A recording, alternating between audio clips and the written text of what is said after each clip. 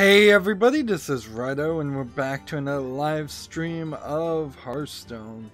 It is the day after Halloween, November 1st, Wednesday, and we are streaming.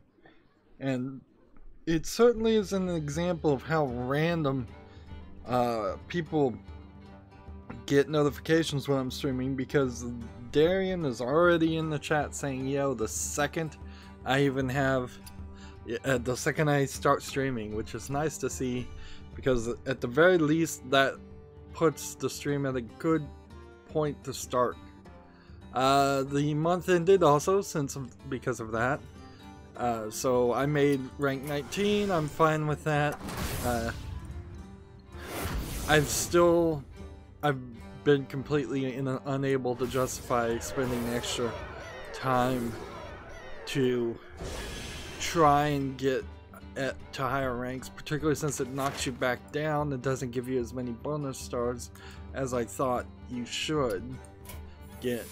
I thought when I made it to rank 15 I would probably start at rank something like 17 and then have not as hard of a time to just casually play every Monday, Wednesday, and Friday, or every 3 days at that time, and just work back up to rank 15.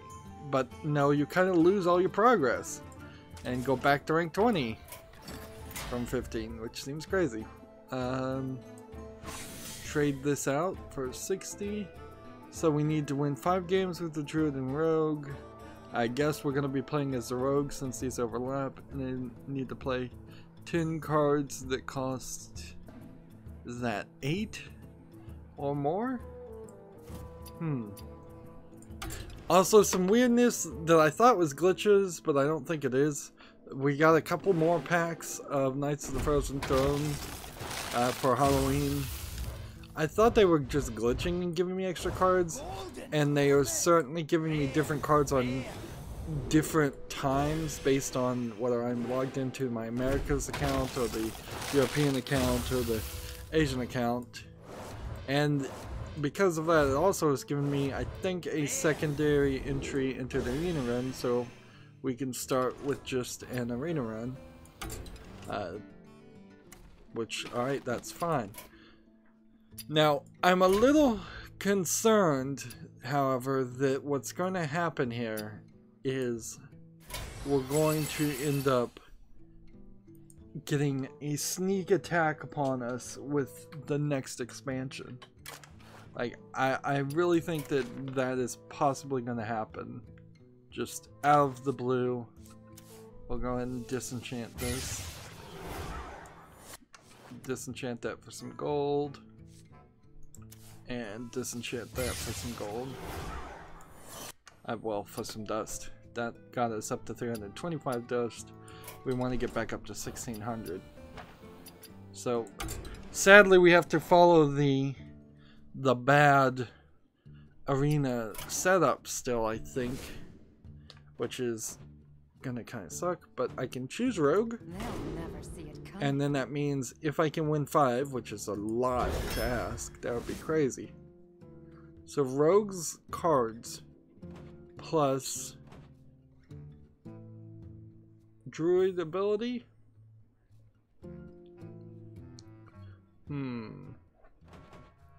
I guess. But if I take Druid ability, I also have Druid cards. Do Rogue cards work well with Druid? I think they do, because Druid cards tend to be cheap, Rogue cards tend to be cheap. That being said, we start with an epic. Gain an empty mana crystal for each friendly minion. That would probably not be super helpful. But then Ultimate Infestation is like a 10th turn card. And I've just given up on Hearth Arena at this point. It's like, if it's gonna show me ads and it's not really gonna help, I don't see any real reason to keep it in rotation as something we use. Hearthstone Deck Tracker, by the way, also has their Twitch plugin that they're pushing, but since I don't stream on Twitch and people can't watch this on Twitch at the moment, that doesn't really help anything here. I'm gonna take this and hope that's right. And then let's see. I assume this is probably the right one. I need to be a little bit more decisive. Like, Blade Fury has been nerfed, so it's not worth it. Let's take this one. For each enemy minion, restore 2 health to you on the 5th turn. Or start with deal 1 damage to each hero. Let's do something early game. Jade Golem, like, I'm gonna take this because that is actually a decent card, I think, and then I'll take this because that's a decent one, and then add a 3/2 weapon to your hand, or take this character. I want to actually win here. So I'm gonna take some earlier cards. Of course, I probably do think too much about early game and not enough about mid game and late game. This one is definitely the right card to play. Anything that is a steal card when half of our cards are going to be non-rogue class cards. I think I'll take this character. And do I want to get a buff +1/+1 or give an enemy minion, force an enemy minion to attack the characters next to it? I'll take this because I don't think I need yet another buff. And I guess we'll take a weapon destroyer. Seems like a lot of people play those, and I'm not sure exactly why. Let's see, return a friendly minion to your hand that costs 2 less. I don't know if that's really necessary. But maybe we'll take another weapon destroyer. We'll definitely take this guy because he's really good. And deal 3 damage to the enemy hero, or charge and do 2.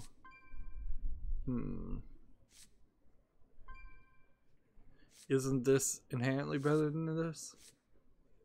So then the question is 5 damage and draw a card. I think I'll take this. Why some of these are gold and why some of these aren't, I have no idea. Give a friendly beast +2/+2. Or choose one. Let's do it to choose one. Deal 1 damage, deal 3 damage. Add a razor pedal to your hand.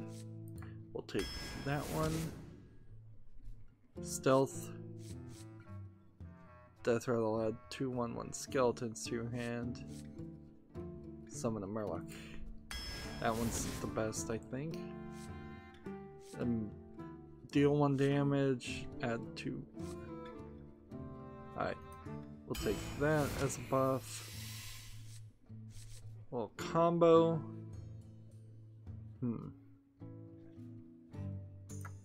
This one. And we'll take another buff.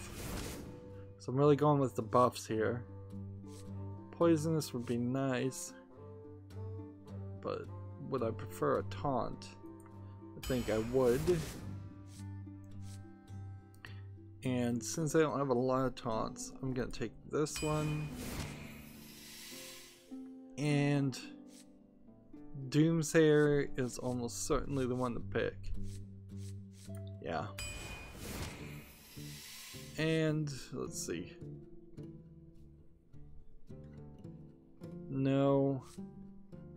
Yes. No. Let's take Arthas. And we'll take this.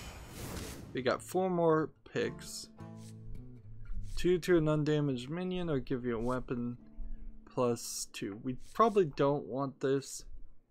So we could either do this and summon a Jade Golem, or do this and do 2 to an undamaged minion. I'm gonna take that one because that has less constrictions to actually play it. Do I want another Murloc or do I want spell damage? Not for 4, so I'll take the Murloc. And then we'll take Defender of Argus, I'm pretty sure. There we go. And I can destroy a minion with this combo.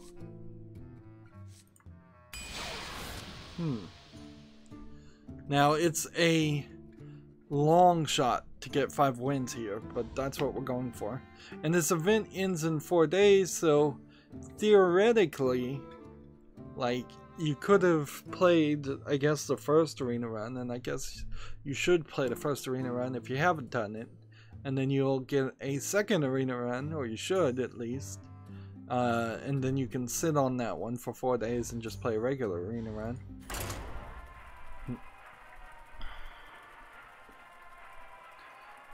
That's my hope and my thought. A lot of stuff to do today, certainly. Because it's Wednesday, I don't have to do all 3 of the daily quests, and in fact, unless I'm misunderstanding it, leaving one so I can trade it out. Leaving the lowest valued quest so I can trade it out tomorrow is the right move. I must protect the wild. Watch your back. No, I think I kind of want to applaud Blizzard for not spending too much effort on the Halloween theming. They had some animators animate some costumes, and then they really didn't do too much beyond that. I suppose they did make this special sequence, which is a little weird, but that's kind of it. This special arena brawl. So, getting on to video game news, I really just need to read the title here. Mercy nerfed and buffed in the latest Overwatch PTR, which PTR, I don't even know what that stands for, but I'm assuming that's some like update. I'm assuming that means the word update. I'm warning you, I'm unstable. So I want to get a good use of Doomsayer, and I want to kind of play this pretty quickly after that.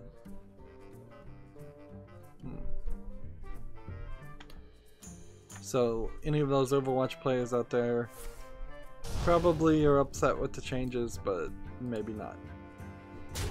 Maybe they're happy for that nerf.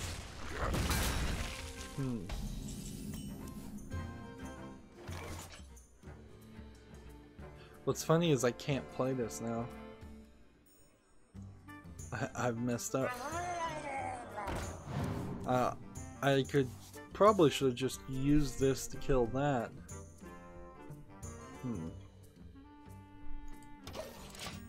Because he's gonna do 8 damage to my face, which is quite a lot. The PS Vita 16GB value pack is gonna launch November 22nd in Japan, which is odd because I thought Sony had kind of given up selling the Vita, but I guess hardware-wise they are still doing that. I can play this, and I can play this with a coin, so let's start. I mean, I didn't even really need to do that, but...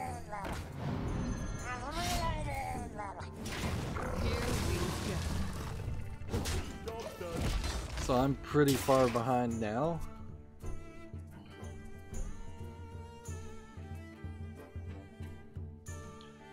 But I think we can start playing the buff.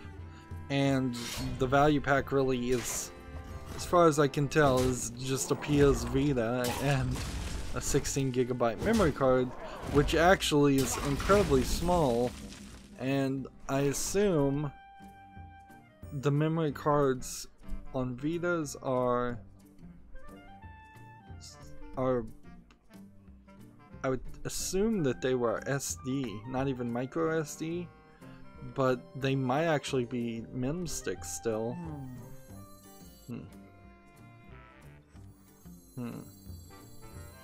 How do we want to do this? Play that. And go ahead and do this. Here we go. Like, can I zoom in on this image and even see?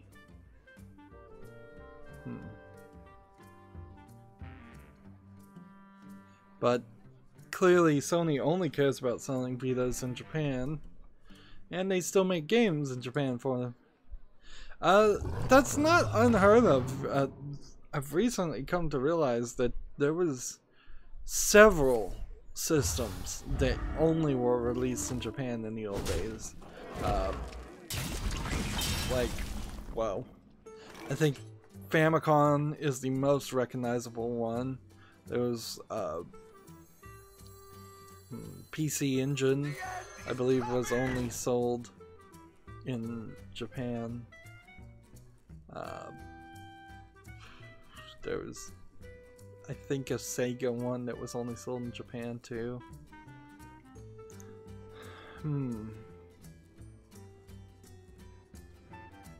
Let's go ahead and play this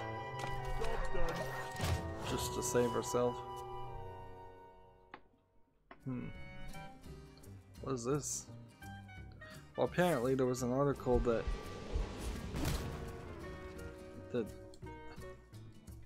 they got deleted or something. Because it's taking me to a completely different page. The first-person toddler horror game, that's an odd description of a game, called Among the Sleep is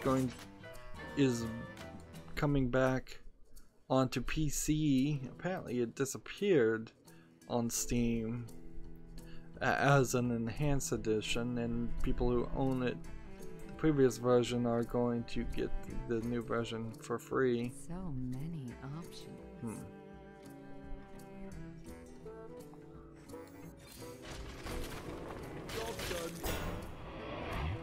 Well, that certainly worked. And see, now I can play this and this, and now's the time to start buffing like crazy. You can't hide forever.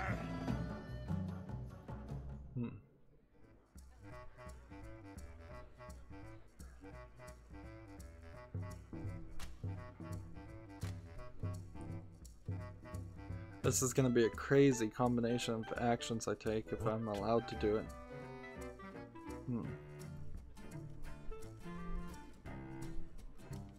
Yeah, reading this article Among the Sleep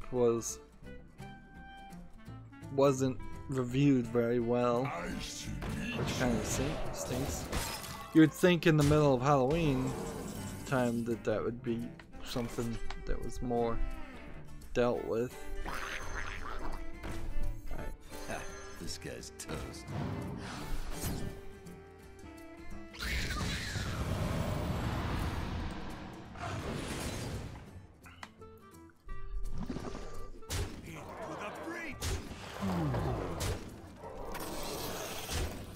And there we go.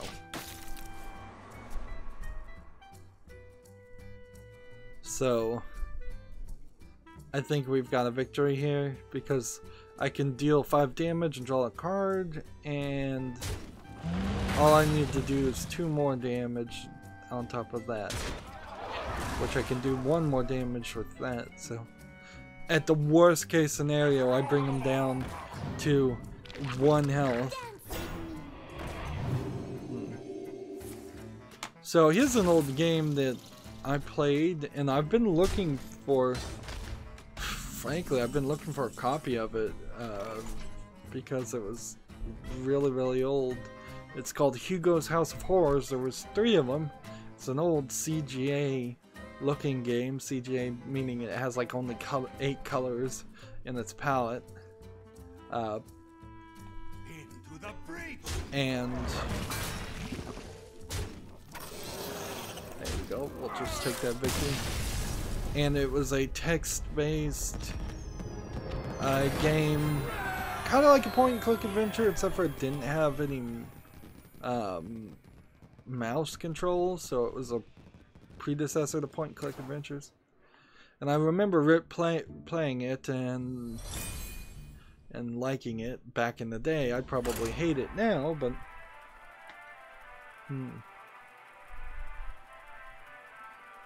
this is just an article I saw talking about this for Halloween.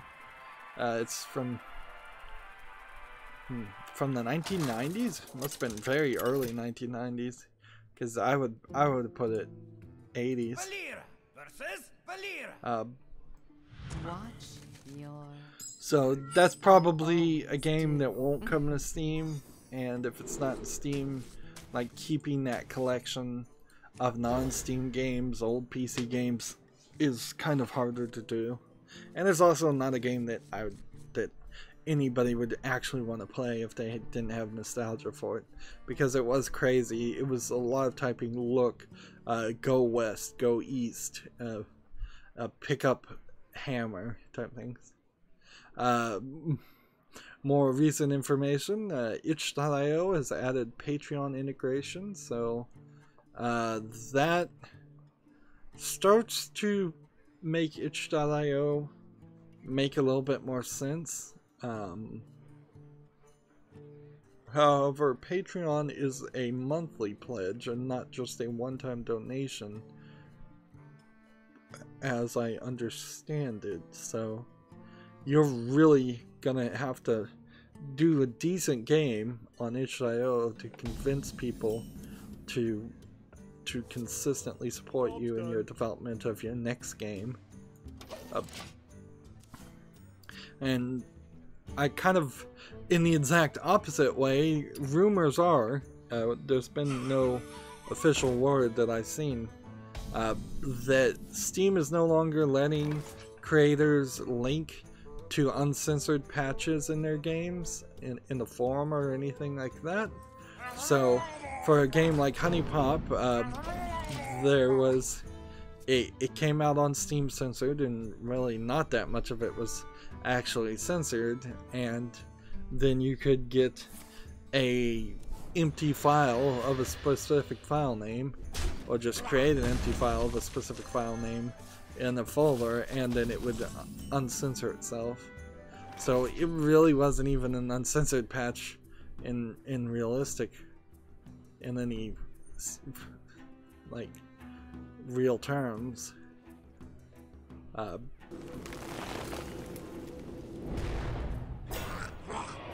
But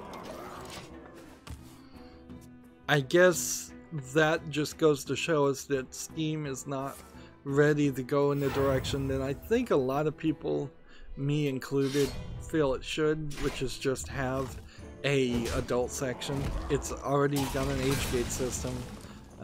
It needs to just figure out the laws, figure out what it has to do in certain areas. Maybe that adult section is banned in several countries and you just can't access it at all. It's like geo-locked. But it certainly would help sift games and put some of these games that are adult only, but they're adult only because they're bad, put them in a different place so we don't have to really deal with those anymore.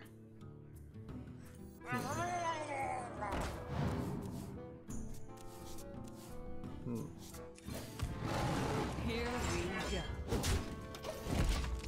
go.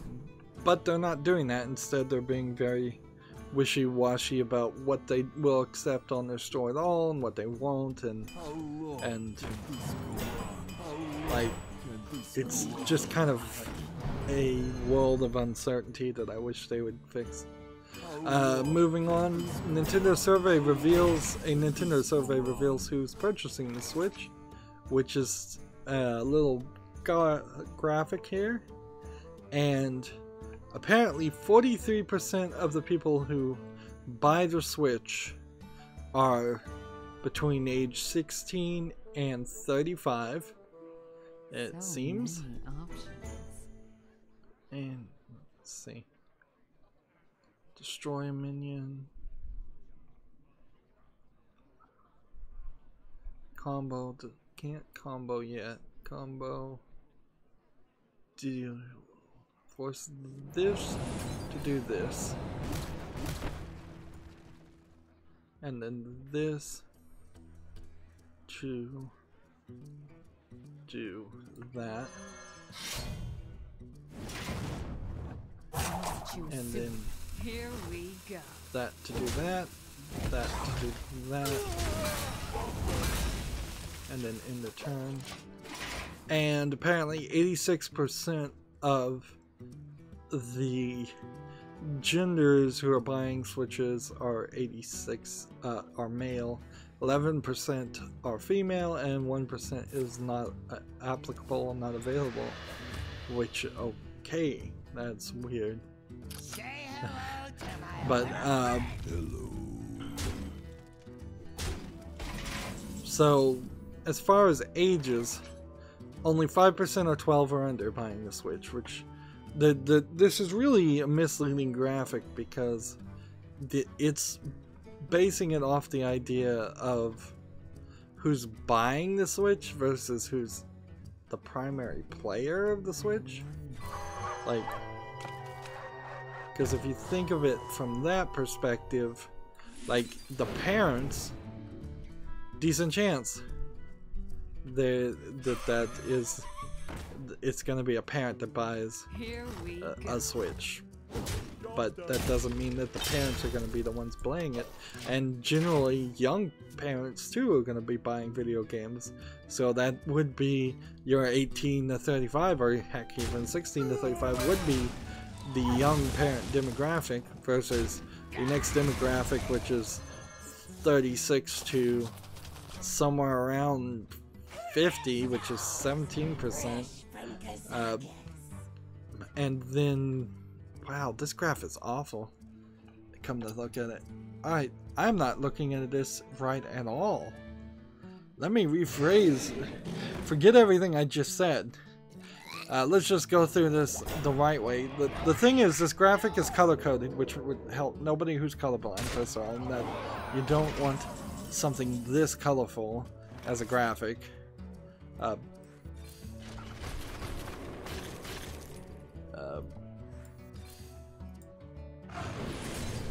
Job's done. But 12 and under is 5%. 5%, 13 to 15 is 5%. 16 to 18 is 7%. So you see a slight bump of sales in the 16 to 18 market. 19 to 24 is 20%. And 35 to 44 is 43%. So nearly half of all your purchases of people buying Switches are actually older parents, not younger parents. However, the key on this graph is placed in such a way that that's why I was misreading it. And so 35 to 44 is 17%, and 45 and up is 3%. Wow. Which is to say, Nintendo is not succeeding at being a kids game company. Like, Nintendo should be selling sex games at this point. If the vast majority of nearly half of what they're selling is 25 to 34 years old. Sure, they wouldn't want to lose that younger market, but if those are the people that are actually playing it, these are adults. These are people that had an NES or a Super NES. These are not new kids. New kids are probably playing cell phone games. They probably don't even care. Like, I wouldn't be surprised if you asked a kid what's Nintendo and they said, aren't they the company that makes Pokemon Go on the cell phone and that horrible Mario Run game, which they came out and said didn't make satisfactory sales, which no doubt it wasn't a very good game. That should be concerning to Nintendo, that they should pivot, and I guess that's probably why they are kind of pivoting and allowing more indie games and being more friendly to adult oriented games, is because they've looked at their market. But then the question, I guess, becomes why is Sony and Microsoft not more friendly to more adult games? And in the end, I think it's just all going to go to PC. Yeah, that very well may be a bad statement on PC sales, because buying the Switch might be directly in competition to people who bought PC games. But I wouldn't worry about it too much. We will devour this world. EA has taken a loss on the second quarter as digital sales continue to outshine physical, according to this article. And here's another graphic. Year-over-year growth graphic here, which year-over-year is the worst metric you could to exist. Like, because it's literally saying that you constantly have to increase your income. Like, you can never have a bad year. There is never a valid excuse or reason for you not to profit more. Let's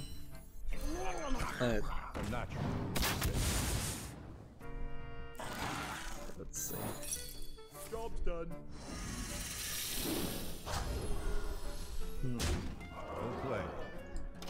So, like, quarter two of 2016, they were at, like,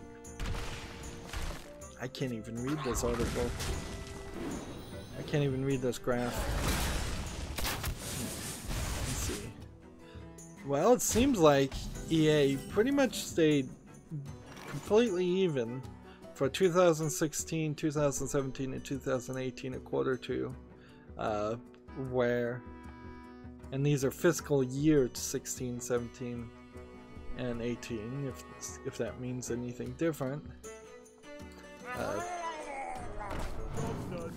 And console sales in 2018 is apparently expected to be a little bit higher. How can it be fiscal year 2018 already? These have to be estimates. These, yeah, it kind of is, isn't it? Yeah, these are just lies. It's just, this graph says we're gonna make a lot more sales next year than what we've been doing in the 2 previous years, and I'm like, no, don't think so. Yeah, no guarantee of that. This guy's toast. You be quiet. I'm looking at too many graphs, so let's just take that top headline again. EA takes a loss at quarter two as digital sales continue to outshine physical, which is obvious. Digital sales are going to outshine physical sales, if I can even say that correctly. Let's play this and then do that.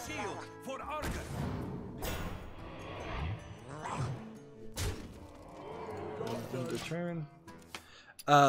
Little Buster's English edition is going to show up on Steam. It's a popular visual novel that has, I suppose, only been in Japanese before. It's on Steam right now for $28, which seems like a really large amount. And what else can you say about a visual novel, really? Can I play it too? Deal 5 damage, draw a card. I can do that.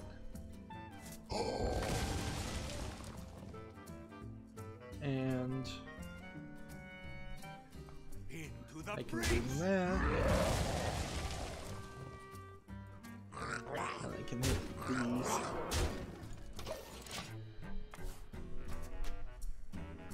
Let's see. Apparently, there was a perfect edition in 2012. However, it wasn't on Steam, and this article rather can't even find it anything to say it ever was on Steam. So one would hope that the previous version of its translation was a little rough and they're fixing it. I guess that is what you would be hoping. Doing a little bit better translation. As far as what Little Busters is actually about, it stars a girl who is an unassuming narcoleptic orphan and ever-expanding of baseball-loving friends. It features romance past but is wholly light-hearted slice of life romp. In addition to the usual dialogue, it includes several mini-games like baseball practice, a crude dungeon crawler shooting game, and a slapstick fighting sequences. So it seems kind of like a spoof game, but you probably would need some love of baseball to really enjoy it.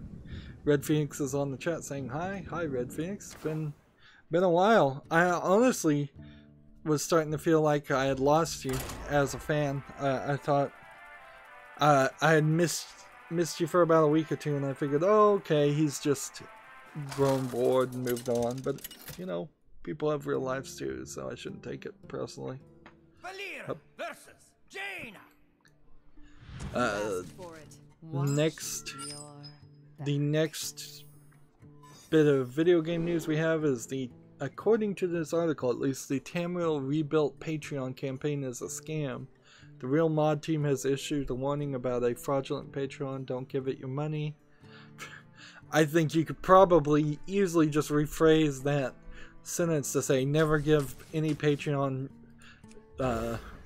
money, and they all are pretty much a scam. I mean, if you're expecting anything from a Patreon or any kind of donation thing, you're probably getting scammed. If you want to support the person and you're fine with them taking the money and running and never doing anything else creative or interesting to you, for you, then give your donations if you will. Apparently, Stranger Things Season 2 features a song from a voice-controlled indie strategy game. Let's see what the name of this game was. There Came an Echo, developed by Iridium Studios. And the song is called Outside the Realm. And There Came Another Echo looks like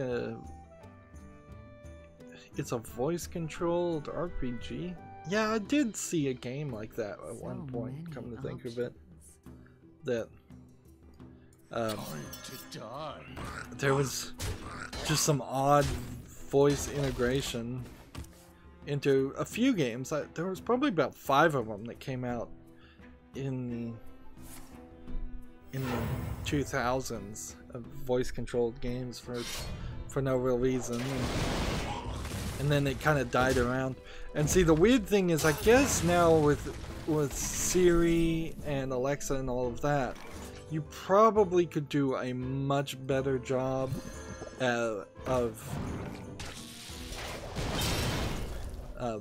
you probably could do a much better job of integrating voice control. Oh, I think I played a game called Binary Domain, which will air in November, that actually had voice control system, and it really didn't work. And that's kind of the problem with anything like that. Even if you could integrate the newer voice recognition like Alexa and such, it needs to be 100% accurate and very quick, and you're never going to get to that. I guess I need to get around to watching Stranger Things Season 2 just for my own personal enjoyment. Eventually, I like the first one alright. I did recently watch all of Black Mirror, which people have been talking about a lot, and I really didn't like any of it. Like, there was like 2 halves of 2 different episodes that I liked, and the rest of them were just kind of boring and long. I fast forwarded through most of it, so barely even gave it a fair shot. And, you know, Stranger Things 2 might be that way. I'm getting rather growingly disappointed with Netflix's original content, so if I was to need to cut off Netflix next week to save $10 a month, I wouldn't be really too upset to lose its original content. I would be upset if I lost some of the licensed content, but if it gets down to the point where Netflix doesn't have any licensed content anymore, which is what certainly some companies want to do. They want to do things instead like CBS All Access. My shield for Argus. Then yeah. If Netflix drastically changes, I wouldn't be upset losing it. I can't really give it any recommendation, however, because they're doing the right thing. Making new content is what they should be doing. It's just, I don't think that they have the tastes that I have, and I'm not sure they particularly even have the care to particularly, what's a good way to phrase it? I'm not sure they care if things are good or not, in a weird way. Like, Here we go. so it may not matter if they fund a bunch of like Adam Sandler movies, which is exactly what they did. They just want content. This article isn't really too much about video games, it's just the world in general. Verizon is urging the FCC to block states from passing privacy laws that would say they can't violate your privacy. That's probably a very biased way to phrase what they're doing, but you know, in all honesty, the Verizon does not deserve any benefit of the doubt at all. It's just not. It's proven itself over the years. Verizon or Verizon Wireless, they're the same company at heart, and they clearly want to violate people's privacies and sell advertisement on everything you're browsing on your cell phone. And FCC at this point seems like it might very well let them get away with that.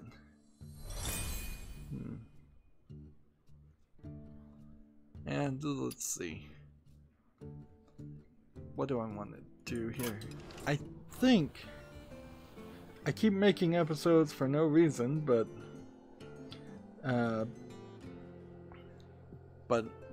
we've been going 45 minutes, and I did want to eventually get better at breaking up episodes at the right time.